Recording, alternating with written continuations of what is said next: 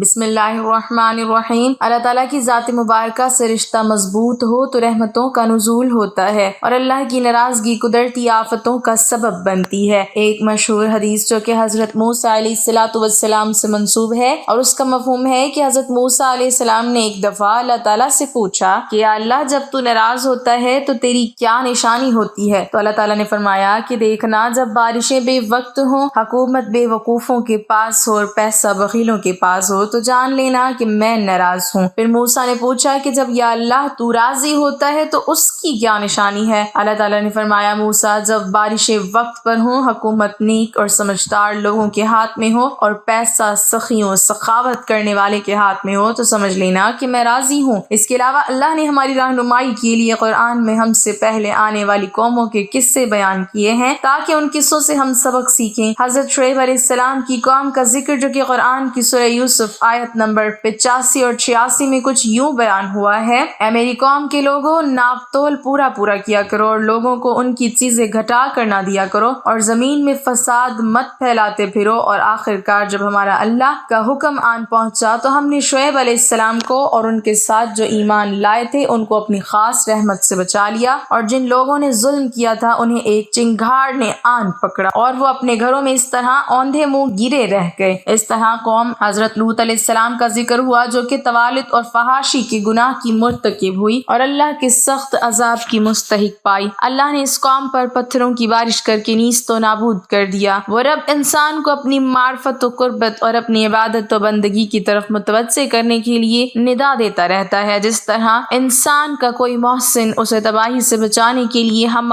وقت کوشاں رہتا ہے، اسی طرح بلا تشبیہ بلا مثال وہ رب جب اپنے بندوں کو نافرمانیوں سرکشیوں کی صورت میں ہلاکت کی گڑھوں کی طرف بڑھتے اور عبادت و معرفت سے دور ہوتے ہوئے دیکھتا ہے تو وہ انہیں کبھی پیار سے اور کبھی جز و توبیخ کے ذریعے اپنی جانب متوجہ کرتا ہے۔ کبھی وہ بندے پر رحمت نچھاور کرتا ہے اور کبھی غیظ و غضب نازل کرتا ہے۔ وہ پیار و محبت کے انداز میں بندے کو یوں احساس دلاتا ہے: اے انسان، تجھے کس چیز نے اپنے رب کریم کے بارے میں دھوکے میں ڈال دیا؟ اللہ رب العزت جب انسانوں کی نافرمانیوں اور سرکشیوں پر نظر کرتا ہے، جب وہ لوگوں میں دنیا طلبی کو زیادہ اور خدا طلبی کو کم دیکھتا ہے، جب انسان زندگی کے ہر شعبے میں ظلم و بغاوت کو اختیار کر لیتا ہے، جب انسانیت ہی ظالم انسانوں کا اللہ کی بارگاہ میں شکوہ کرتی نظر آتی ہے، جب انسان اللہ کے حرام کو خود ہی حلال کرنے لگتا ہے، جب اپنے ظلم کو عدل اور اپنے گناہ کو نیکی سمجھنے لگتا ہے، جب اپنی نافرمانی اور سرکشی کو اپنی دینداری و خوبی جاننے لگتا ہے، جب اپنی بد کرداری کو اپنی برتری تصور کرنے لگتا ہے، جب معاشرے کے کمزوروں کا خون چوسنا اور کمزور و ضعیف لوگوں کے مال کو ہڑپ کرنا اپنی ثوابدیدی اختیار اور فرض منصبی جاننے لگتا ہے، جب ایمان کی قدریں کمزور اور شر کی اقدار فروغ پانے لگتی ہیں، جب نیکی کے بجائے گناہ اور اطاعت کے بجائے معصیت اپنے سائے دراز کرنے لگتی ہیں، اور جب عبادت و بندگی کو عار سمجھا جانے لگتا ہے تو اللہ کا غضب قدرتی آفات، زلزلہ، سیلاب، وبائی امراض وغیرہ کی صورت میں زمین پر نازل ہوتا ہے۔ آج کل ہم آئے روز زلزلوں کا سامنا کر رہے ہیں۔ یہ بھی ہمارے نامہ اعمال اور گناہوں کے باعث غضب الہی ہے کہ زمین ہمارے گناہوں کی وجہ سے تھر تھراتی و کانپتی ہے اور اس میں بے پناہ ارتعاش ظاہر ہوتا ہے۔ یہ غضب جہنم کے غضب سے کم درجے کا ہوتا ہے۔ اس غضب کا مقصد بندے کے عمل کی اصلاح اور اسے اللہ کی بندگی کی طرف متوجہ کرنا ہوتا ہے۔ یہ بات ذہن نشین رہے کہ دنیاوی زندگی میں ہم پر نازل ہونے والے یہ عذاب غضب کے معنی میں ہے، اس لیے کہ باری تعالیٰ نے امت مسلمہ کو حضور نبی اکرم صلی اللہ علیہ وسلم کی ولادت و بعثت کے وسیلہ اور صدقہ سے عذاب ہلاکت سے محفوظ کر لیا ہے۔ وہ عذاب جو پہلی اقوام و امم پر نافرمانی کے باعث آتے تھے کہ ان کو صفحہ ہستی سے مٹا دیا جاتا تھا، ان کے لیے اللہ کا عذاب دائمی موت کا پیغام لے کر آتا تھا۔ باری تعالیٰ نے چونکہ رسول اللہ صلی اللہ علیہ وسلم کو وما ارسلناک الا رحمۃ للعالمین کا تاج پہنایا اور سارے جہانوں کے لیے رحمت بناتے ہوئے آپ کو رحمت للعالمین کے عظیم منصب پر فائز کیا، لہٰذا اب اس رحمت للعالمینی کی شان کے ساتھ بعثت کا تقاضا تھا کہ اب اللہ کا عذاب اس طرح انسانوں پر نہ آئے جس طرح سابقہ اقوام و ملل پر آتے رہے، اس لیے کہ رحمت اور عذاب دو متضاد چیزیں ہیں۔ وہ عذاب اکبر جو دوسری قوموں اور امتوں کو دنیاوی ساری زندگی میں اللہ کی نافرمانی پر تباہ کر دیتا تھا اور ان کا وجود مٹا دیتا تھا۔ باری تعالیٰ نے اس عذاب کو آپ صلی اللہ علیہ وسلم کی شان رحمت کے باعث اٹھا لیا ہے۔ اب عذاب اصغر غیظ و غضب اور سخط کی صورت میں ظاہر ہوتا رہے گا تاکہ بندے رب کی بندگی کی طرف متوجہ ہو جائیں اور اس کے احکام کو اپنی زندگی کا عمل بنائیں۔ قرآن مجید میں حضور نبی اکرم صلی اللہ علیہ وسلم کی موجودگی کی وجہ سے عذاب الہی نہ اترنے کو اس طرح بیان فرمایا گیا، اور در حقیقت بات یہ ہے کہ اللہ کی یہ شان نہیں کہ ان پر عذاب فرمائے، درآن حالی کا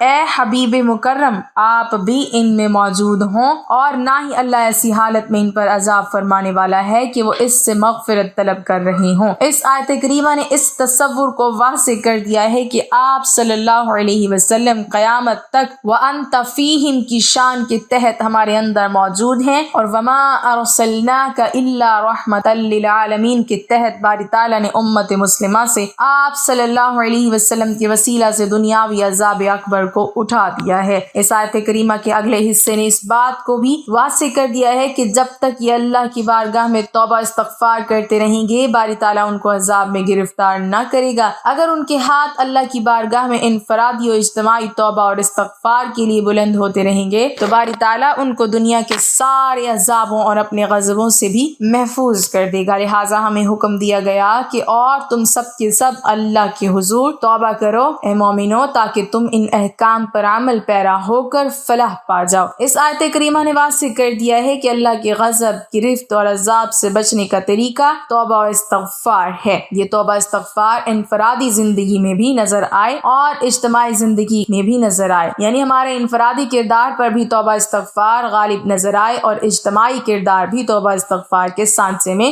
ڈھلا ہوا ہو۔ افسوس آج ہمارا اجتماعی کردار قرآن و سنت سے عاری ہے۔ آج ہمارا اجتماعی کردار عالم انسانیت کے لیے باعث عار اور زمانے بھر میں اسلام کے لیے رسوائی و استہزاء کا باعث ہے۔ آج ہم اللہ اور اس کے رسول صلی اللہ علیہ وسلم کے واضح احکام کی کلم کھلا خلاف ورزی کے مرتکب ہو رہے ہیں، اور قرآن و سنت کی واضح تعلیمات کا مذاق اڑانا ہمارا وتیرہ بن چکا ہے۔ مقام غور ہے کہ کیا آج ہمارا قومی کردار اللہ کی نعمتوں کی تکذیب نہیں کر رہا؟ کیا آج ہمارا قومی کردار ان بنیادوں سے پاک ہے جن کو اسلام نے جاہلیت کی نشانیاں قرار دیتے ہوئے ختم کیا تھا؟ کیا ہمارے قومی کردار میں لسانی، علاقائی، سیاسی اور مذہبی فرقہ واریت اور فتنہ و فساد نہیں ہے؟ المختصر یہ کہ ہم انفرادی طور پر تو روبہ زوال ہیں ہی، مگر اجتماعی کردار بھی ذلت کی اتھاہ گہرائیوں کو چھو رہا ہے۔ ہمارے اسی کردار ہی کی وجہ سے یقیناً باری تعالیٰ آج اپنے غضب، غیظ اور سخط کے ذریعے ہمارے ملی قومی اور انفرادی و اجتماعی کردار کو اصلاح کی طرف مائل کر رہا ہے۔ اپنی ناراضی کے ذریعے ہمیں اصلاح احوال کی طرف راغب کر رہا ہے اور ہمیں حکم دے رہا ہے کہ جو گناہ کر چکے ہوں ان سے تائب ہو جاؤ، ان نافرمانیوں اور سرکشیوں کا اپنی زیست سے خاتمہ کر دو اور اس آیت کریمہ کا مصداق بن جاؤ، اور پھر جو گناہ وہ کر بیٹھے تھے ان پر جان بوجھ کر اصرار بھی نہیں کرتے،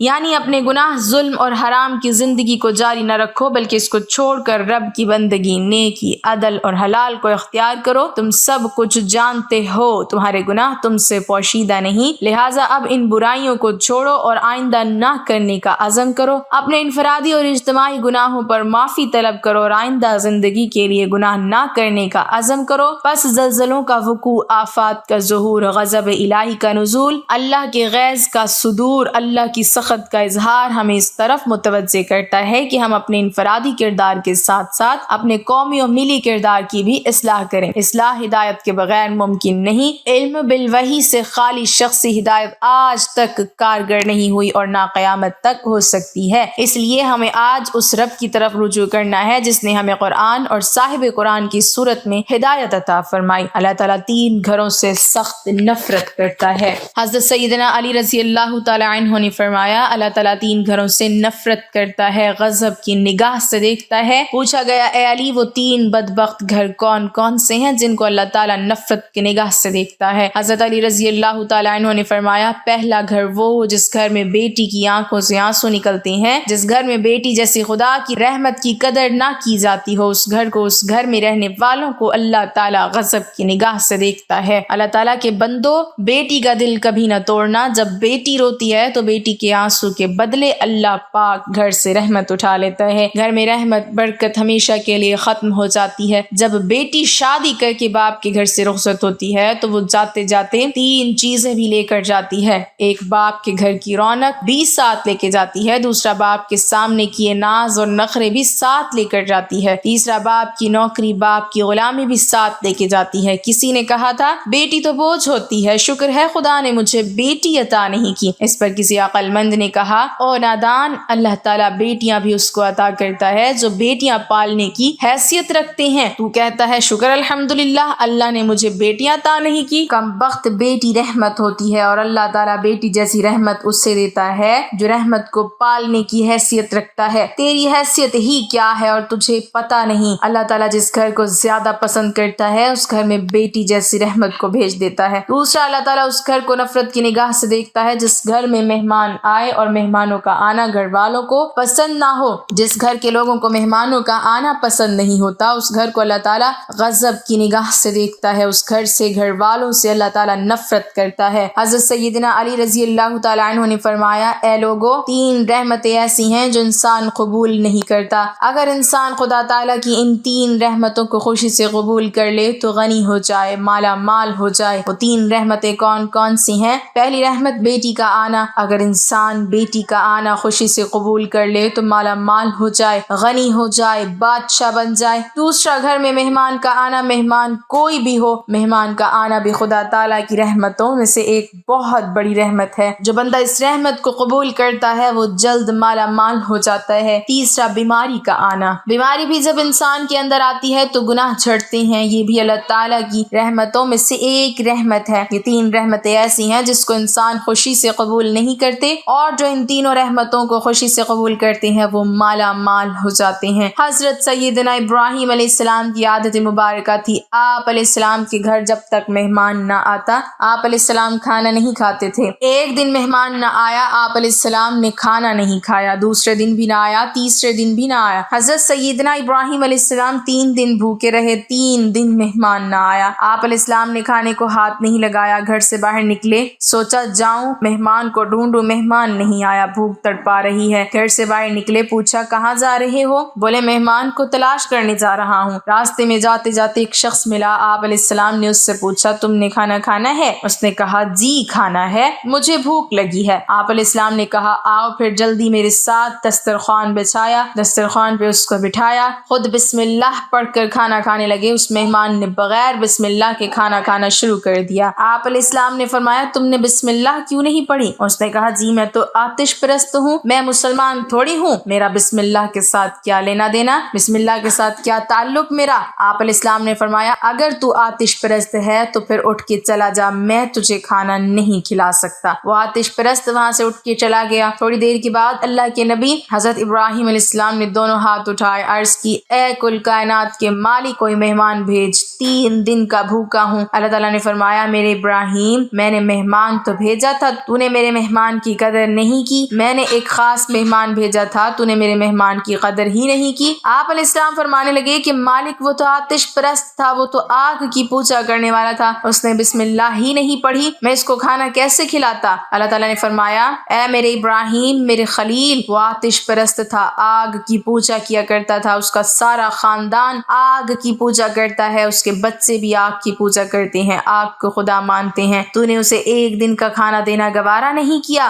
1 ٹائم کی روٹی دینا گوارا نہیں کی؟ دیکھ تو میں کتنا رحیم ہوں، 80 سال سے اسے کھانا بھی کھلا رہا ہوں، اسے پلا بھی رہا ہوں۔ مہمان کوئی بھی ہو خدا تعالیٰ کی رحمتوں میں سے رحمت بن کے آتا ہے، تو مہمان کی قدر کیجیے۔ تیسرا، گھر اللہ تعالیٰ جس گھر سے نفرت کرتا ہے، یہ گھر وہ ہے جس گھر میں اولاد کے جوان ہوتے ہوئے بھی بوڑھے والدین پریشان ہو جاتے ہیں، بوڑھے والدین کو دکھ ملتے ہوں، درد ملتے ہوں، طرح طرح کی تکلیفوں میں مبتلا ہوں، جوان اولاد کے ہوتے ہوئے بھی بوڑھے والدین پریشان رہتے ہوں، ان گھر والوں کو بھی اللہ تعالیٰ نفرت کی نگاہ سے دیکھتا ہے۔ اللہ تعالیٰ ایسے گھر سے نفرت کرتا ہے، تو یہ 3 گھر ایسے ہیں جن کو اللہ تعالیٰ غضب کی نگاہ سے دیکھتا ہے۔ گھر میں مہمان آ جائیں ان کی مہمان نوازی کرو، کیونکہ مہمان اللہ تعالیٰ کی رحمتوں میں سے ایک ہے۔ گھر میں بیٹی آ جائے، بیٹی پیدا ہو جائے تو خوشیاں منایا کرو، بیٹی بھی اللہ تعالیٰ کی رحمتوں میں سے ایک رحمت ہے۔ بیٹی باپ کو امیر بنانے کے لیے آتی ہے، گھر میں بوڑھے والدین کو پریشان نہ رکھا کرو، بوڑھے والدین کو تنگ نہ کیا کرو۔